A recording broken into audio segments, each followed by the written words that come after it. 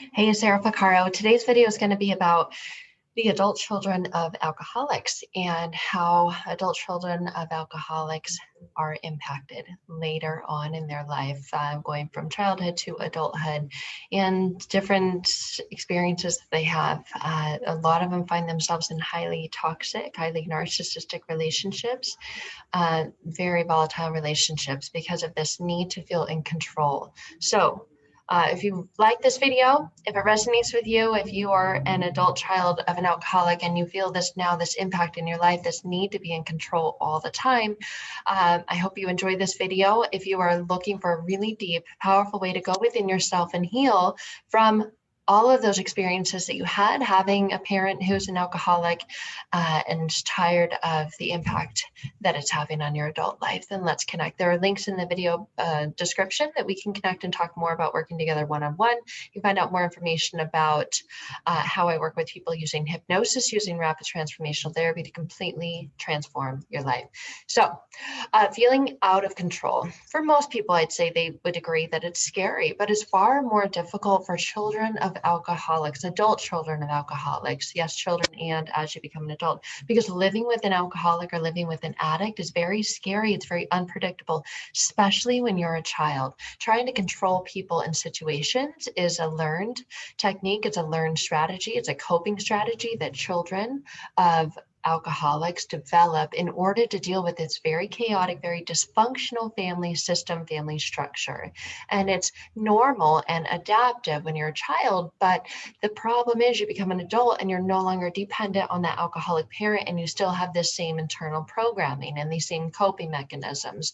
So in other words, your desire to control everything in your life is an understandable outcome of growing up in this overwhelming, dysfunctional, traumatic family environment. And young children always mistakenly think that they can control their parents. And when your parent is an alcoholic, they mistakenly think that they can control their parents drinking or not drinking. Children from a very early age may have tried to get their parents to stop drinking, stop behaving in dangerous, embarrassing, drunken ways. So children of alcoholics will facilitate between frantically trying to control their parents drinking and feeling completely powerless, completely out of control. And this shifting, this dynamic still is present in their adult lives. So how do adult children of alcoholics try to feel in control? Well, there's lots of different ways. When we can try to control other people's situations, we attempt to force the outcome that we want, this desirable outcome, and we have this unrelenting need to orchestrate everything and everyone in our lives. Things you feel like have to be your way, or you emotionally unravel, lose it, and find it really, really difficult to cope. So you may notice that you explode or you go off on these people that are closest to you, your family, your children, your closest friends, and it detrimentally impacts all relationships in your life.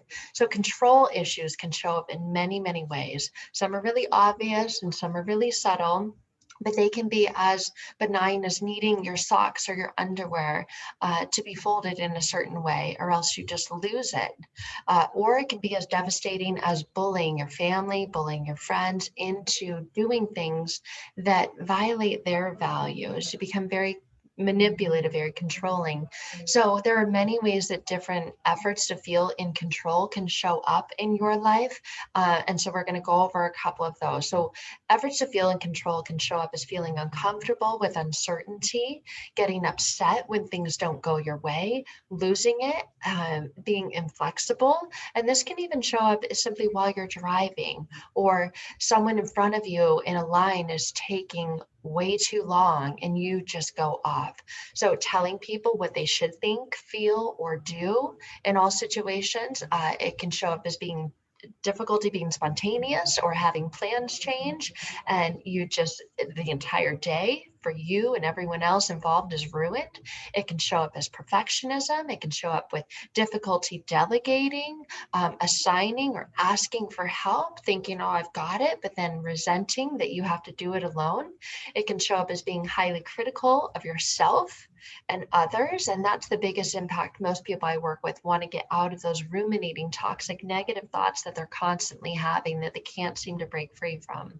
Shows up as anxiety, depression, denying, suppressing your real feelings or needs. It shows up again as manipulating, threatening to give ultimatums. If you do this, then I'm going to do that, and nagging. So if you find that you're constantly nagging those people in your life, it's because of this disconnection and this need to control them. And it can be the result of having a parent who is an alcoholic. So these controlling behaviors cause a lot of problems for individuals and in your relationships. And they really put a lot of undue stress, and they can cause you to be harsh and critical of yourselves and other people and make you feel like you have to be perfect. And you get paralyzed by perfection. You either do nothing or you become obsessive over it. And try to fix everything and know how and what to do at all times. So if you unfairly are projecting your fear and your anger onto others through your effort to control them, it might be because you had a parent who was an alcoholic. I mean, maybe not. That's not the defining factor, but I imagine that you had a very chaotic, tumultuous childhood if you feel this now adult urge and need to control everything, because controlling behaviors reflect your difficulty trusting others, and it's a result of denying your own feelings and needs to avoid being vulnerable, because you were vulnerable when you were a child, and that led to pain, and it led to heartache. It led to feelings of neglect and abandonment and shame, and they're still impacting your adult life today. So why do adult children of alcoholics hold on to control so tightly, like white knuckle control? That's because beneath controlling behaviors, you find both fear and this grandiose notion that you always know the right thing to do, that you know what to do and no one else does. So growing up in a dynamic where there was an alcoholic parent, everything felt out of control. Everything, you just felt helpless all the time, and you don't want to feel helpless as an adult. So you try to control people and situations, because if you're being honest and taking a really hard look at this, a really honest look, it gives you a sense of power and a sense that you won't be victimized anymore. And when you feel safe, you feel in control. When you feel in control, you feel safe. So that's why you hold on to this illusion. And that's all it is. You hold on to this illusion of control so tightly, because to put it simply, it feels downright scary to release, relinquish, and give up control, to surrender. So there's this sense of dread that you feel, like a remnants from childhood, and an expectation that's scary, that awful things will happen to you if you release control. So children from alcoholic families, they often become parentified, and at a very early age, they have to take on adult responsibilities, these adult responsibilities that those drunk parents neglected. So you have a heightened sense of responsibility that lends itself out to this belief that you're responsible for fixing other people's problems, because as a child you were responsible for kind of making sure that your parents didn't go too far, that when they were drunk they didn't go too far, and that you need to be in charge because it's up to you, because your parents, it's actually up to them, or parent, and they didn't step into that role, so you were forced to. So at the heart of these control issues is difficulty trusting others. If you have difficulty trusting others, it's because you have difficulty trusting yourselves. And in alcoholic families, adults were not reliable and they were not trustworthy. So there's a deep sense of this denial of the alcoholism. You don't want to blame that. A deep sense of denial of this dysfunction. And children are always told that nothing's wrong. When mom or dad comes in drunk and you've got that inner gut feeling something's wrong, something's up, but you're told nothing is wrong, right? And that while the alcoholic is busy sleeping it off or drinking it off, the other spouse, if they're still involved, is preoccupied with the efforts to fix the problem and mitigate the damage done by the other parent, the alcoholic parent.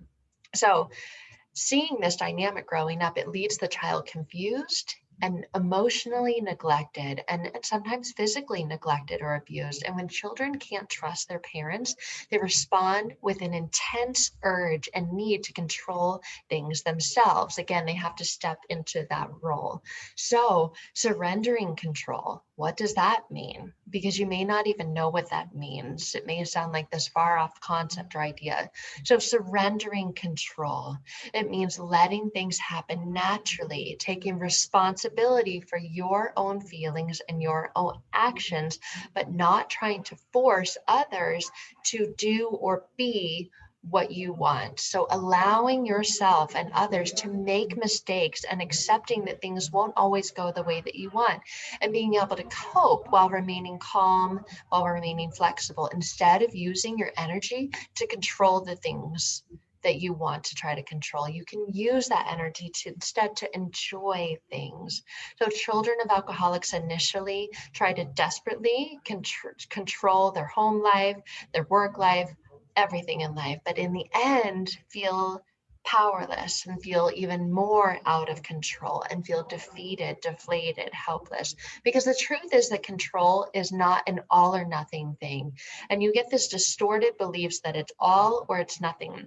And you can control some things, but not others. You can control your thoughts, your feelings, your behaviors, but you cannot control what other people think, feel, or believe. So while you can't make your parents stop drinking or you can't make your spouse get a job, you can decide how you handle these situations.